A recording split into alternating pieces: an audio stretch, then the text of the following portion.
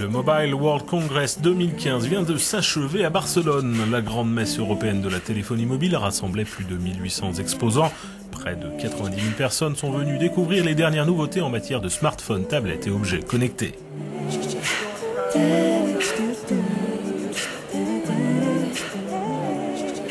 Le Mobile World Congress de Barcelone est le plus grand événement de l'année.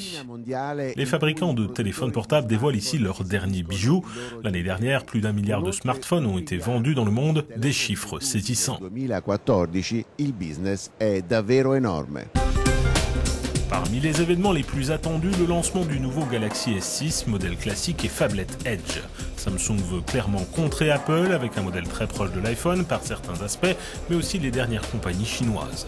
Le modèle présente un lecteur d'empreintes, un écran incurvé des deux côtés et sa batterie totalement intégrée et rechargeable sans fil. Quelles sont les caractéristiques du produit? La partie arrière et le display sont en verre, un verre très résistant, l'un des plus résistants du marché actuel. En termes de technologie et d'hardware, nous parlons d'un produit avec un processeur ultra performant, le plus puissant du marché désormais. On parle d'un appareil avec une caméra intelligente qui permet de faire un cliché au dixième de seconde pour ne pas rater le bon instant. La compétition est féroce entre les différents systèmes opératoires. Android domine sur les 3/4 des smartphones dans le monde. C'est pour ça que Microsoft fait son maximum pour reprendre du terrain. Nokia vient de lancer 2 nouveaux appareils à bas coût sous système Windows Phone, le Lumia 640 et le XL.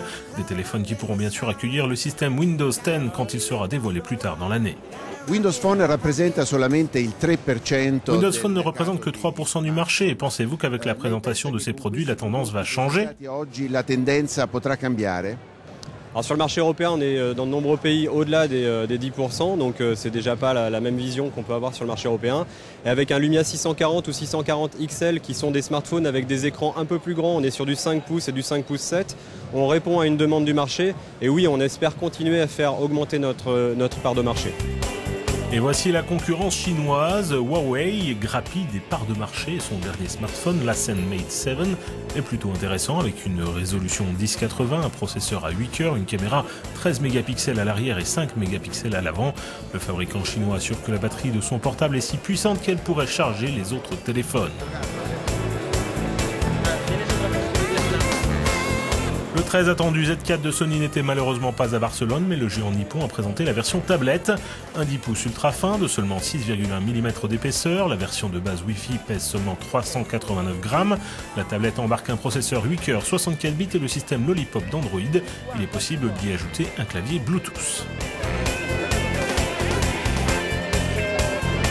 Le conglomérat sud-coréen LG a dévoilé 4 nouveaux smartphones Android incurvés à bas coût, Magna, Spirit, Leon et Joy. Ils sont même capables de prendre des photos sans avoir à appuyer sur quoi que ce soit.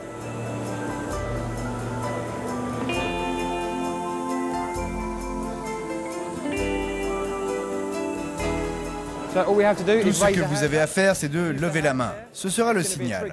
Quand vous serrez la main, vous avez 3 secondes et la caméra prendra ensuite la photo. Enfin, terminons avec le nouveau Lumix de Panasonic, un appareil photo compact qui fait également téléphone. Difficile de voir la différence. Avec une optique qu'à 20 mégapixels et la possibilité de filmer en 4K, un rêve qui se révèle un peu cher, près de 900 €.